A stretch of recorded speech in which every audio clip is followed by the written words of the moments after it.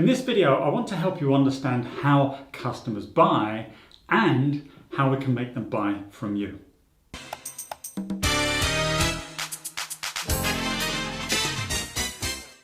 Hey there, welcome to 4 Minute Friday with me, Brian Conway from achievesuccess.co.uk.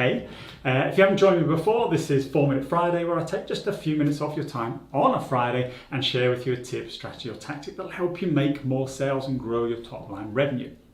Now I'm talking about how customers buy. Right? People go through a buying process when they make pretty much any kind of acquisition. And if we can understand what that process looks like, then we can align our sales activity with that, and that can help you significantly increase the number of customers that you secure. Now, you may have seen me talk about this before, but it's such an important subject that I wanted to cover it again and just remind everybody how important this process is. Now, customers typically go through 4 stages when they're making an acquisition. So first of all, people will recognize that they have a problem. They will then look for a solution to that problem. They'll look for a product or service, these days quite often a service now as well, that will provide that solution to that problem, and then often look for a supplier of that product or service. So that is typically the PSPS framework, that's what I call it. That is the process that people will go through. So let me give you an example just to put some context around this. It's one I like to use all the time. So let's say a business has a problem with profitability. And I wanted to pick this because as we potentially go into a bit of a recession the tail end of this year and into 2023, people's revenues are going to get squeezed and profitability is going to be impacted as well. So let's say the company's recognized it's got a profitability problem. So now it's got 2 potential solutions. One is to increase revenue, the other is to reduce costs. Right? Now, a business may say, well, we don't really want to cut any cost out of the business, we haven't got any fat that potentially we can get rid of. So let's say this business chooses to the solution of revenue growth. If we can drive the revenues back up, margins are back where they were before. So now they're going to think about what different ways could we do that. So one example could be to maybe to take on another salesperson. Right? So they're going to need the services of a talent acquisition company, I think you call them these days, but basically a recruitment agency. Right? Recruitment.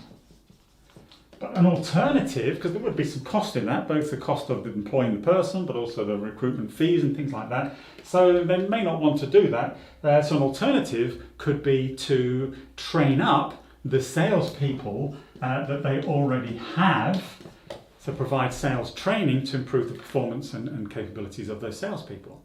Now they're going to look for a supplier of sales training. So they could come to me, maybe, okay, and leverage all my experience, particularly if they're a tech company, 25 years of working in the technology sales kind of arena, or they could pick maybe one of the bigger brands like Spin Selling or Challenger Selling or Miller Heiman Strategic Selling, or some of these other methodologies that have been around for some time, which are a little bit more generic. As I said, so they've got kind of choices of different suppliers now who can provide training to help them improve their revenues, to optimize their profitability. Right? So no matter what you're buying here, when a customer's talking to you, they've typically been through this process where they've got a problem, and that's what they're ultimately trying to fix. And that's why we always say, focus on the pain points, focus on the problems, and try and focus on the value that you will deliver in alleviating that problem, not just being another vendor, another supplier of a similar service, and getting into those conversations about kind of pricing and feature and functionality and why you're different and all that sort of stuff. Deliver more value by engaging earlier, and that's the key. If you can understand how your customers buy, which you now do, you can align your sales activities with this. So either by engaging earlier through your marketing and your outreach activities, or even if you end up at a point here where somebody does approach you asking you about the products or services that you provide, rather than just jumping straight into, yes, that is something we can sell, let me show you, and you start kind of getting your brochures out and all that sort of stuff. the better option would be to cycle right back over here and take them through that buying process, verbally, and say, so what is the problem you're trying to fix? What are the solutions you've maybe looked at? Why have you chosen training as an outcome? And then you can start to influence the buying decision throughout that conversation. So that's how people buy. You align your sales activities with that process, you will close significantly more business. So I trust you found that useful. My name is Brian Conway from achievesuccess.co.uk. Look at the way that you sell, look where you are in any of the opportunities you're working on with regards to when and where you engaged, and see if you can back up here to the identifying the pain points or the business outcomes that the company is trying to achieve, and then take that drive that conversation right through that kind of buying way of thinking, rather than you trying to just literally sell something at the end here.